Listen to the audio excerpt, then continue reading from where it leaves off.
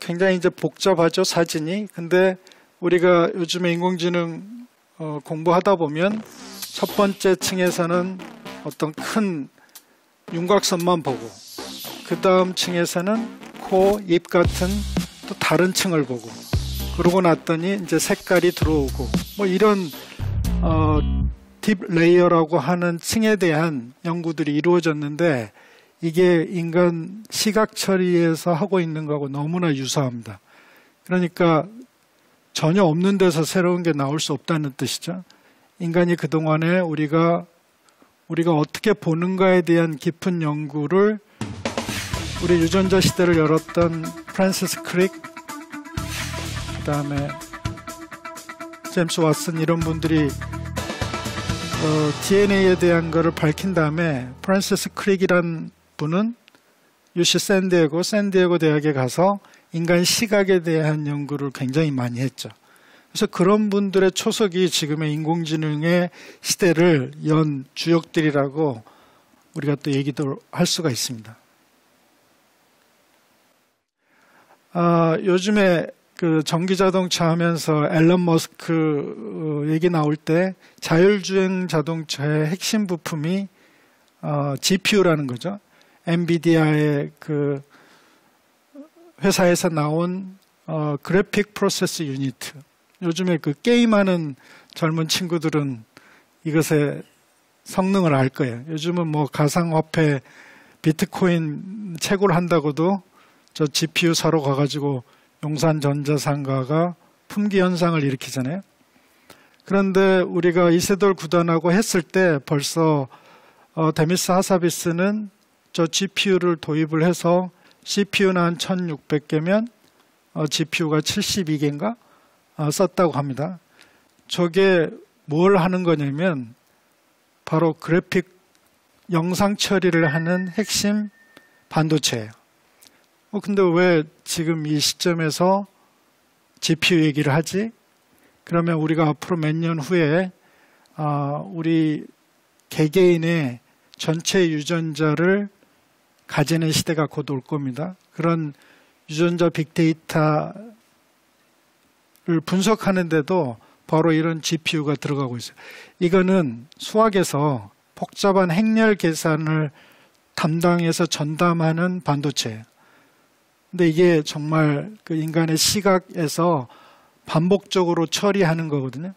여러분들이 영화 보다 보면 동영상들 많죠. 근데 친구한테 선물하려고 그러면 압축해서 보내잖아요. 음성 파일도. 근데 그 압축의 메인 알고리즘이 뭐냐면 그냥 이렇게 지금 여기 여러분들이 제가 강의를 하고 있는데 움직이는 사람은 저뿐이고요. 여러분들이랑 이런 무대는 고정적으로 있잖아요. 이 데이터는 움직이지 않으니까 관두고 제가 지금 좌우로 움직이는 데이터만 살려놓는 거예요. 그래서 압축이 가능한 거거든요.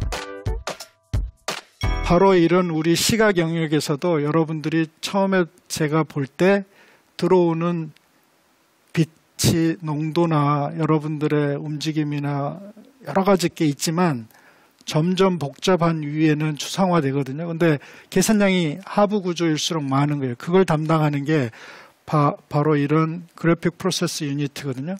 그러니까 알파고 그러면 여러분들은 굉장히 희한한 프로그램들의 집합이었거니 이렇게 생각할 수 있잖아요. 근데 두 가지가 같이 작용한 거죠. 인간의 시각의 진화의 정점인 알고리즘하고 그 다음에 확률 통계적인 어떤 기대치를 예측하는 게 이렇게 합쳐가지고 탄생을 한 겁니다.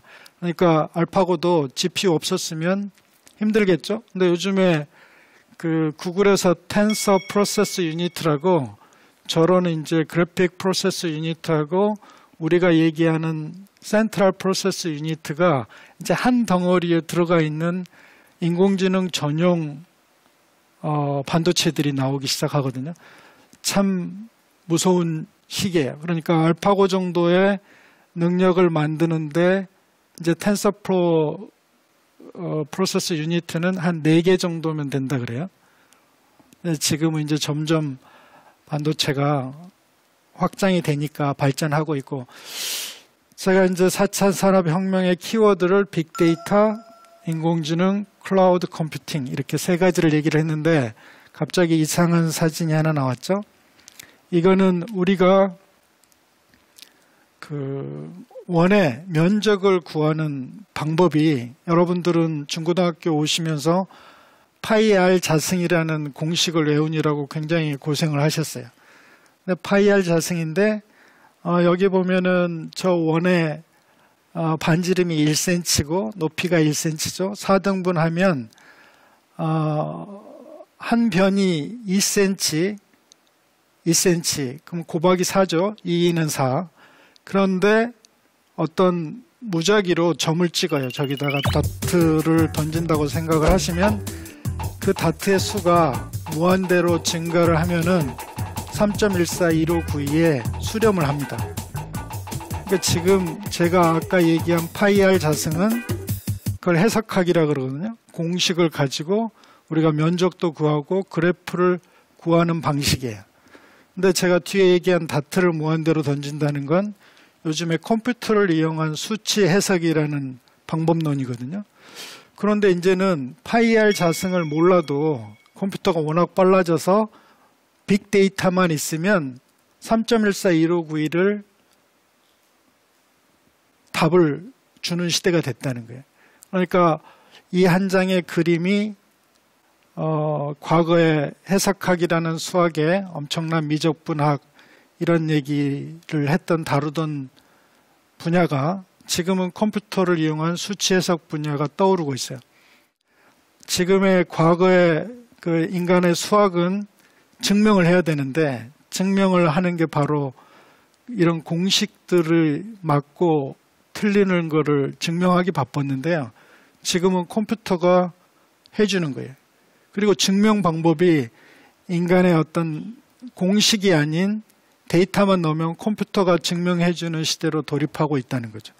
그러니까 이제 많은 생각을 해봐야 되겠고, 그런다고 수학 공부하지 말란 뜻은 아니고요. 지금 뇌과학은 너무 발전하고 있습니다. 여러분이 이렇게 터치를 하고 온도가 조금만 변해도 여름에 열대야가 되고, 조금만 바람이 불어도 선선한 가을이 되고, 조금만 추우면 이불 뒤집어 쓰고 그래야 되잖아요. 그런 온도 센서, 감각 센서, 터치 센서, 이게 센서리 어떤 데이터의 인풋이 얼마나 많은지 몰라요.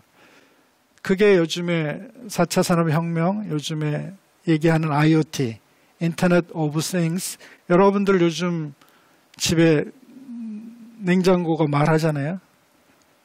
그 다음에 냉장고 앞에 가면 모니터가 달려서 거기에 어떤 처리도, 그게 뭐 때문에 가능하겠어요?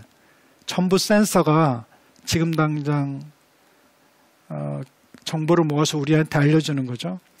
제너럴 일렉트릭이라는 회사는 에디슨이 만든 회사인데 전열기 이런 거 포기하고요. 지금은 클라우드 컴퓨팅하고 이런 센서 산업을 하거든요. 이제는 엔진이 날아가다가 어디가 고장나고 부품이 어느 정도 소모되고 언제 갈아야 되고를 이제는 클라우드 컴퓨팅을 통해서 그 회사에 다 알려주는 그런 시대가 되고 있습니다. 지금 제가 이런 사진을 보여주는 거는 우리가 감각을 어떻게 받아들이고 또 데이터를 어떻게 기억을 하고, 그게 우리 언어는 도대체 어떻게 해서 생겼는지, 그 다음에 우리가 의식을 한다는 건 뭔지, 우리가 결정을 한다는 건 뭔지, 그냥 많은 책에서 얘기를 하고 있잖아요. 근데 전 세계의 첨단 뇌과학 연구소는 전부 이 블록 하나마다 얼마나 많은 천재 연구자들이 붙어서 날밤을 새우고 있는 거예요. 이런 기반 없이 우리가 인공지능을 만들 수가 없습니다. 4차 산업혁명을 선도할 수가 없고요. 그러니까 바로 이러한 많은 얘기들을 하는 기억이 뭔지, 의식이 뭔지, 언어가 뭔지에 대한 게 세계적인 인문학적인 언어학자들도 이제는 신경생물학 선생님들하고 코웍을 해요. 다 융합이거든요. 그거 없이 새로운 것은 나올 수 없다는 그런 얘기를 드리고 싶어서 이 슬라이드를 가지고 나왔고요. 지금 요즘에 나오는 뭐 에코, 누구, 알렉사, 웨이브 이런 스마트 뭐 이런 스피커 있잖아요. 거기에 만들어지는 알고리즘, 우리가 얘기하는 음성인식, 인공지능 알고리즘마저도 이제는 언어학자, 신경생물학자, 컴퓨터공학자가 합쳐서 같이 오픈 디스커션하고 그렇게 해서 발전을 한다는 거죠. 요즘은 너무너무 빨리 발전하고 있잖아요. 언어학도 지금 뇌과학의 핵심이 돼가고 있고요. 너무 많은 연구들이, 페이퍼들이 쏟아 나오고 있고 이거를 이해해야지 지금의 음성인식 프로그램을 잘 만들 수 있습니다. 그러니까 인공지능 시대 4차 산업혁명을 주도하기 위해서도 뇌과학은 정말 핵심 학문인 것 같습니다.